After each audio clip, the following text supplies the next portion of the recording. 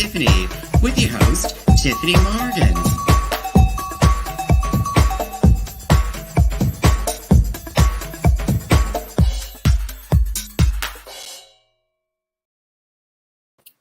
Why, hello there, my little sweeties, my little love muffins from all around the big blue world. This is your hostess, Miss Tyffanie Morgan, calling to you live from Kingston, Ontario, Canada, the home of limestone and the home to me, Miss Tyffanie Morgan. That's right, sweeties, that's right. How are you all doing tonight? Oh, goodness sakes, goodness sakes. So, welcome to Breakfast with Tyffanie. This is a little kind of well, who is Tyffanie Morgan? Well, I am a drag queen gardener extraordinaire here in Kingston, Ontario, Canada, the home of limestone and the home to me, Miss Tyffanie Morgan. And this is Breakfast with Tiffany's like a little diatribe, just a little, like, a little diary, spoken word sort of thing where Tiffany kind of chats about stuff. And I record this live on my social medias. And then send this in to CFRC to play this. I'm a pandemic podcast. I am the first podcasting drag queen of Canada. I started podcasting way back in the day. It was the 2000s. It was in the 2000s I started, and I was the first podcasting drag queen in Canada. Breakfast with Tyffanie. There was a short hiatus, and then pandemic, I started up again, doing it online on my social medias as a live stream.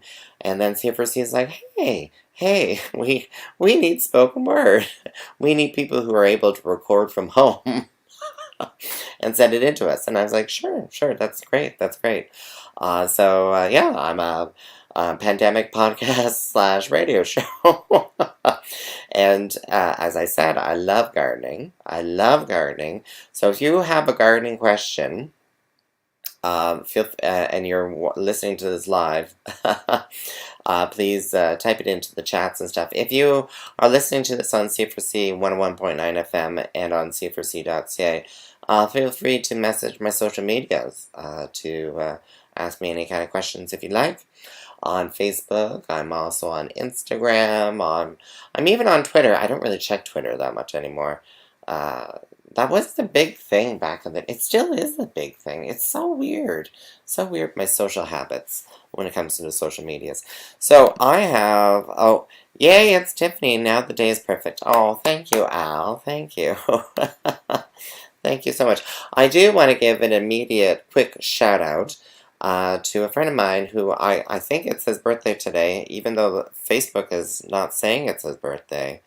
But I am almost 110% sure it is his birthday today. And that is my friend Rob, my bestie. Happy birthday, Rob. Happy birthday. And I believe he is in the Greater Toronto area.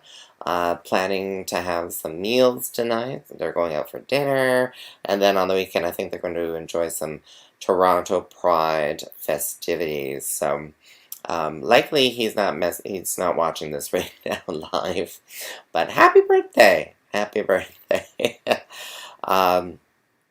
Yeah, what do I have for you today in this program? What do I have for you today? Well, I have my Haskaps. What are... Exactly, Allison. Happy birthday, Rob. Happy birthday.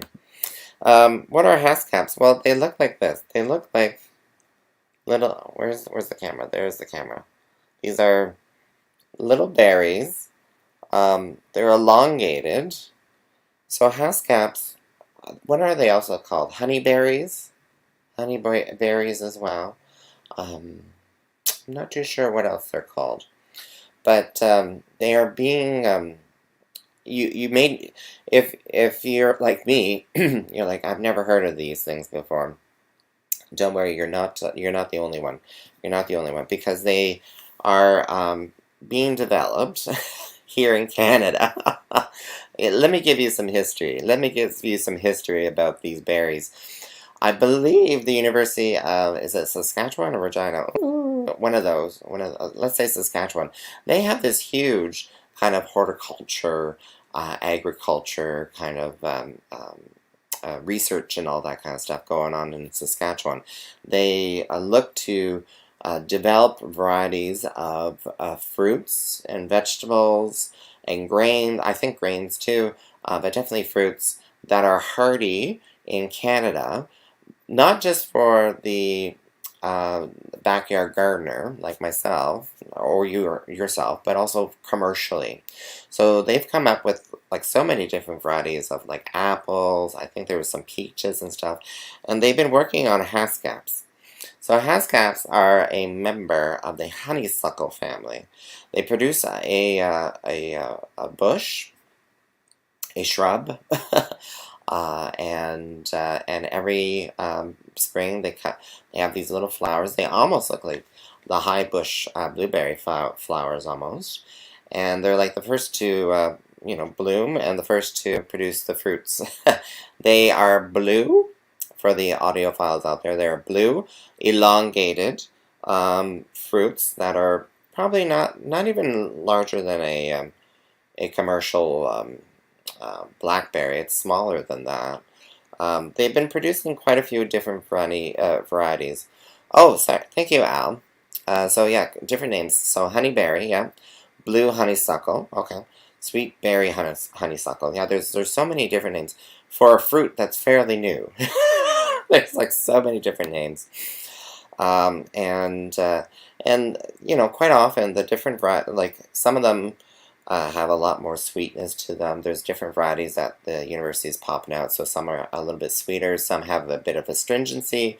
People say that it kind of tastes like a bit of a blueberry, raspberry combo, because there's a little bit of that astringency that you would get like from a raspberry, even maybe a little bit of a sour note too.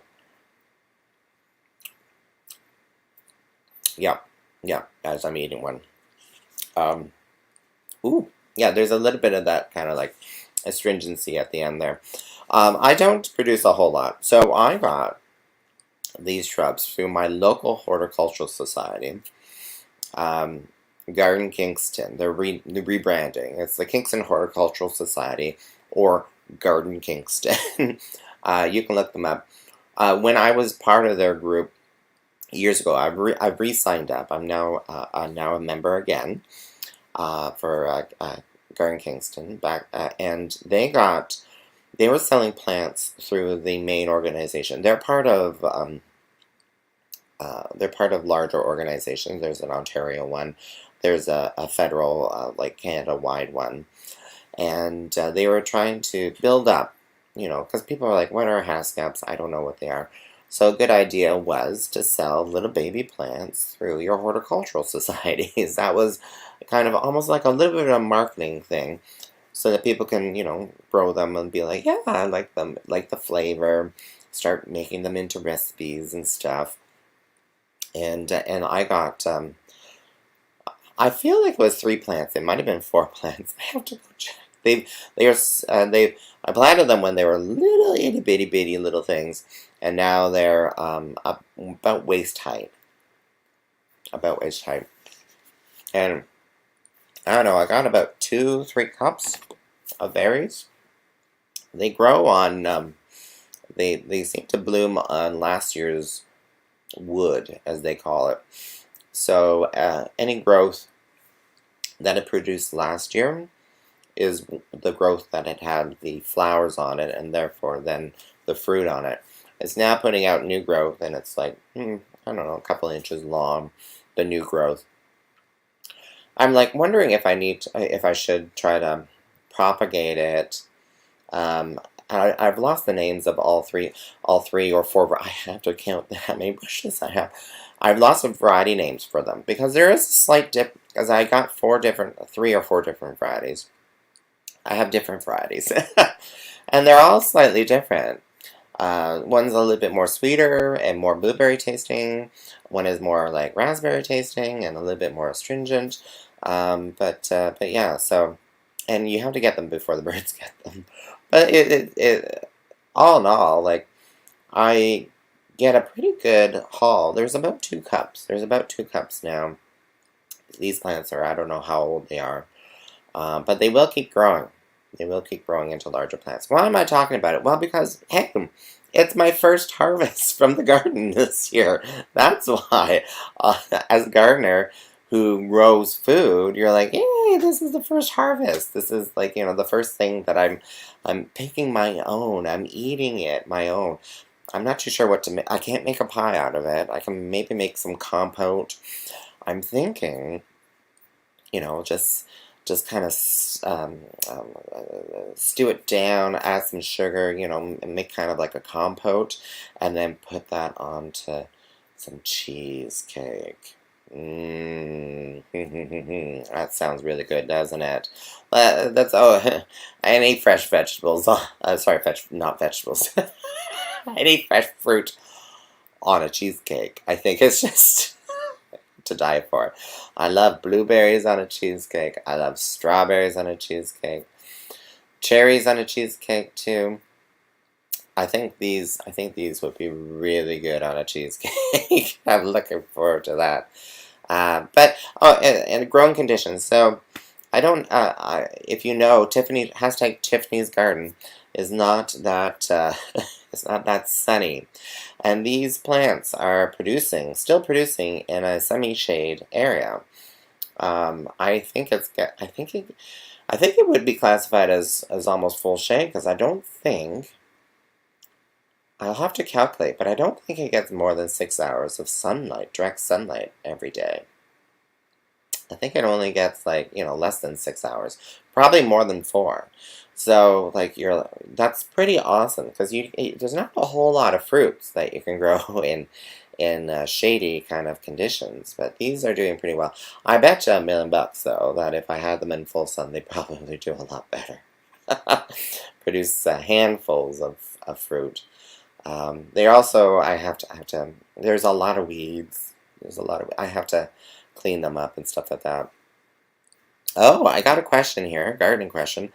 How are your giant tomatoes doing? Should Carson be worried? Carson Arthur should always be worried about about me. So, sweet peas. Again, my name is Miss Tyffanie Morgan, a gardening drag queen extraordinaire here in Kingston, Ontario. And you're listening to Breakfast with Tyffanie on CFRC 101.9 FM, CFRC.ca, and as well as my podcast on Apple Podcasts, Spotify, and my website, Tyffanie.com. But yeah, I am in a tomato growing competition between me and Carson, Carson Arthur. If you haven't heard the name before, HGTV personality, City Line TV, Carson's Garden Market, and he's going down. He's going down because I am going to be growing the largest tomato sweet peas. That's right. Sorry, it's not the largest. It's the heaviest. We have to put them on scales and weigh them. So between me and Carson, whoever grows the heaviest tomato wins. May the biggest fruit win. And we have challenges. So if I win, he's got to do online karaoke across my social medias and stuff. With me, we're going to do some karaoke. It's going to be fun. I think it'll be fun. If he wins, he really knows how to talk up a game, let me just say, because I do shake a little bit in my boots, but I know I'm going to win. But I'm still a little shaky, because if he wins, then I am doing a drag show on a patio. He's already picked out the patio. I believe it's in Picton. He's going to bring like a little boom box. I'm like, are they going to know that I'm going to be doing a little drag number on their patio? So yeah, and we're going to do this. The final bit, weighing the tomatoes, and at the end of the season will be the first weekend of September, the Labor Day weekend. We'll be weighing our tomatoes. I'll have the heaviest tomato. Guaranteed. I know I'm going to have the heaviest tomato.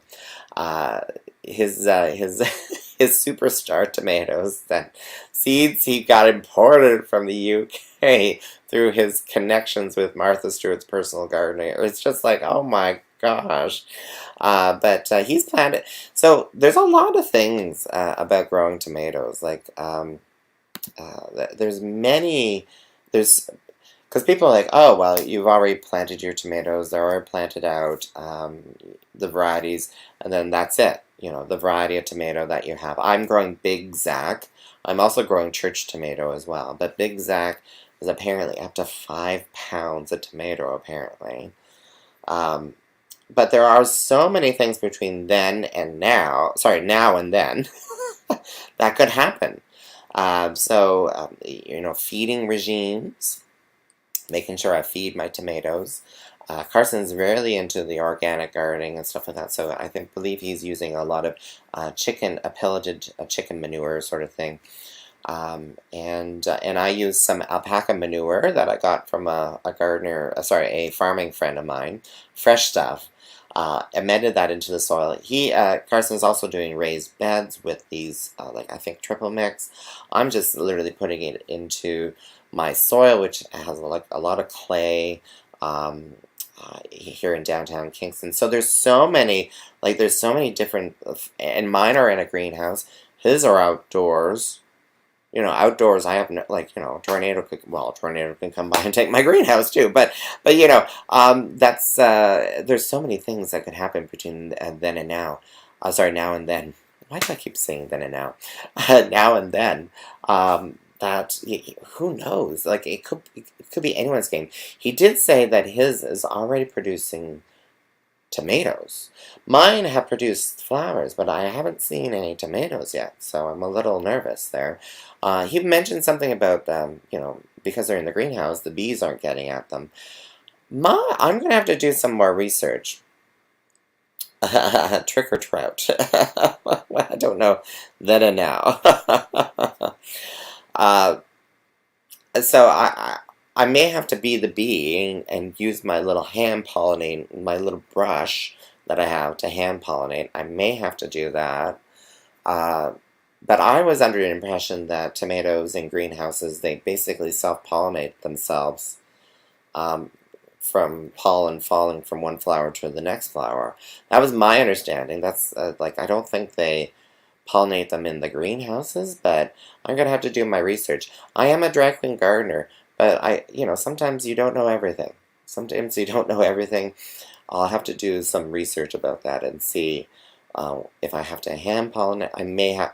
It's probably better to hand pollinate them. But anyway, I gotta look into that. And if I do have to, better do it soon. Better do it soon, Tiffany, because Carson's already growing some tomatoes. We got a comment here. All 10 of my tomatoes are flowering and or producing. I would hand pollinate. Okay, and yours are outdoors, I'm assuming. Yeah, so I'll do some hand pollinating. I am doing a little bit of an experiment as well. I haven't posted this. I'm posting a lot of little reel videos on Instagram. I've become obsessed with creating these little videos that are portrait mode. They're called reels if you don't know what they are. They're on Facebook too, and they're also think TikTok. TikTok kind of started this whole kind of short video in portrait mode thingamajigger. 15 to 30 seconds. I think Instagram can be up to 60 seconds, but you want to do short reels. I've been doing all these reels showing my tomato updates, as I call it, my tomato updates. I try to remember to also upload them to YouTube, because YouTube now has a reels function as well. They're called YouTube Shorts. So yeah, it's all okay. So yes, outdoors. Oh, thank you. Yeah, someone's mentioned I'm enjoying and being educated by your info reels. Thank you. I do. I'm just obsessed with making these little video clips, and I've been sharing that journey. I don't know if I've shared the full journey though of the tomatoes, because there are the greenhouse ones, but I've also planted some in pots and put them on my back deck, because part of this journey, part of this, who can grow the heaviest tomato, may the biggest fruit win. Part of this is getting you into gardening. And not everyone has a garden. not everyone has access to a public garden, like like if you have like plots, garden plots. No one really, or a backyard or a field. Like not everyone has access to those physical things, but quite often people will have a maybe a balcony on their apartment building, and they're allowed to put a plant on their balcony. Maybe it's a deck or something like that, or wherever. Who knows? Maybe you have a driveway. You don't have no backyard, but you have a driveway. So I put some into pots. So I planted one into a pot, like 2 weeks ago or something like that. I have so many spares. Sweet peas, if you're in Kingston and you need some church tomatoes, give me a call, because they may go onto the compost heap soon. I have, like 4 or so leftover plants. I don't know what to do with them. But I planted one of them like maybe 2 weeks ago, a week ago, into a pot. I just planted some more into some pots just to see how they do in the pots. One of them is a larger pot, one is a smaller pot. Big Zac and one church tomato. So it's yeah, we're going to see how how those produce. And I want to share that on my gardening journey. So please follow me on the Instagrams. You can find me on Tyffanie.com, Tyffanie.com. I should have links to my socials from there. It's definitely on Instagram. Sometimes on Facebook, sometimes on YouTube, sometimes on TikTok too. I sometimes get it onto TikTok. But I'm not too sure how I feel. Well, how do you feel about TikTok, Sweet Pea? How do you guys feel about TikTok? Are you on it? I think everyone is. I just worry every now and again with all the permission rights, and stuff like that. I worry about that a little bit. But I do love the Instagram Reels. Ooh. Speaking of which, I did post a lot of Instagram Reels over the last couple of weeks, because it's been Kingston Pride. This is Pride Month. Happy Pride Month out there, Sweet Pea. And this last weekend, just as a little recap, we did Out on the Queen boat cruise on the Saturday. Sold out, and those who didn't show up, they were able to sell some of their tickets too. So, and so it was wall to wall people. It was a little odd, a little different, Sweet Peas. It was like, being shoulder to shoulder with people. The drag show was crazy. Like, everyone seemed to be on that floor. Like, people rushed to get tables on the second floor of the Island Queen. So the Island Queen has 3 decks. The second deck, or the second floor as I want to call it, has all these tables, and that's where we do the drag show.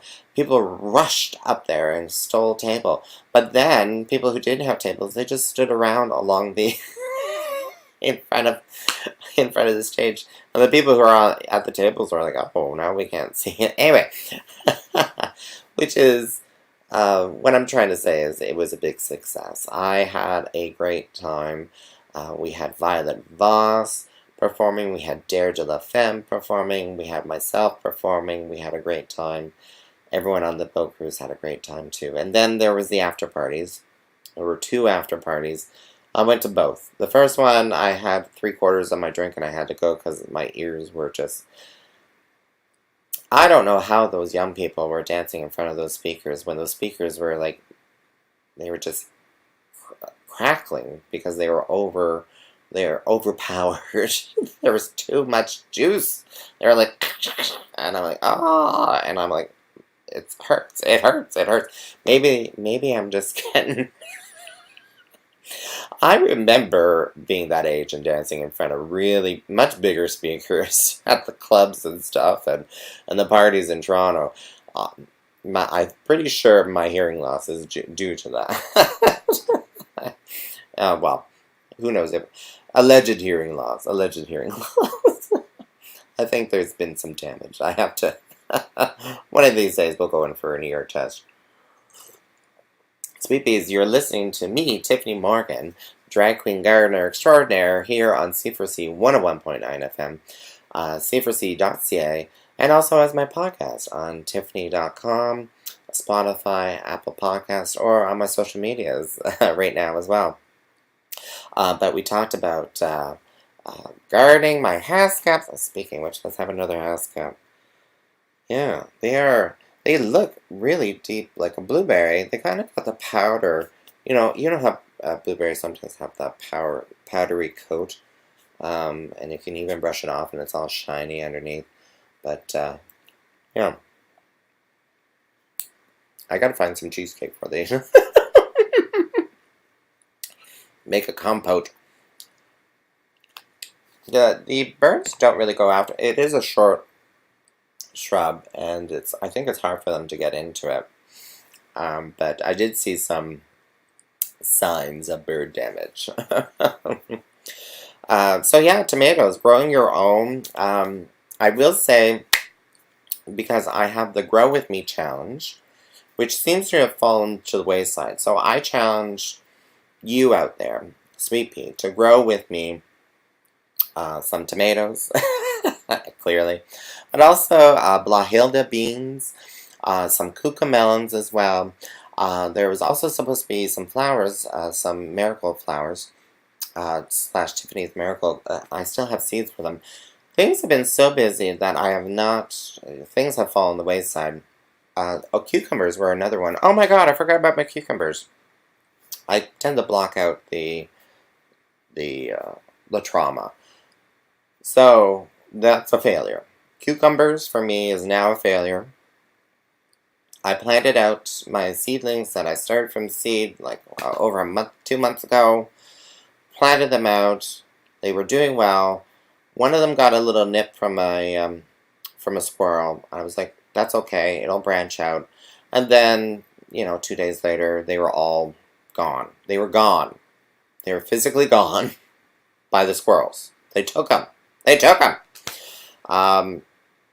Oh, I could just kill them all right now.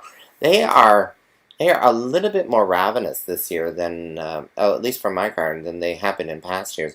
They dig every planter. I'm putting up the protections again. I put up these large stones in the pots, and I also have these pigeon spikes sort of thing that are just, you're supposed to screw them onto your roof lines or something. I just have them willy-nilly, and I put them around the base of the pots just to keep them out of it. But I've been told of people who, full gardens just destroyed by squirrels. Squirrels. But yeah, the little blighters are just terrible this year. I have a comment here. Oh yes, I've grown 10 different kinds of peppers. That is really awesome. So yeah, if you want to join our Grow With Me challenge, you don't have to grow those vegetables. You don't have to grow those flowers. If you want to share your gardening journey with us, please follow, be part of the Facebook group that I have under Tyffanie Morgan, my Facebook page. It's the Grow With Me. Grow With Me. And you can find that on Tyffanie.com. Tyffanie.com. Go to dragshow.ca for all your drag events. This afternoon I'm going to a private drag queen story time. I'm hosting that. I'm looking forward to that. This weekend I'm going to a Daga in Consacon in the Prince Edward County, and that's free now, but you do have to RSVP because it's limited seating. That's 6:30 at a Daga wine bar. It's going to be a great time this Saturday, and you might even see me at Carson's Garden Market before then. But go to dragshow.ca, your source for information about drag events going on in Kingston. But I gotta go, sweet peas, so I give you my love. Mwah! You stay safe now.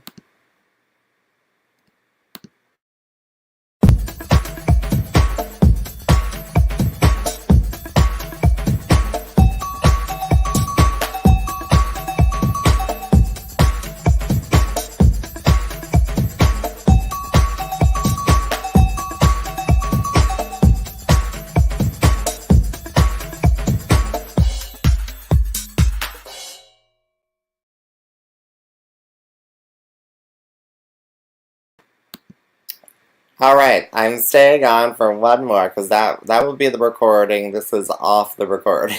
But I have a question. Have you had any luck with keeping squirrels or rabbits away by using garlic near them? Planted garlic or liquefied?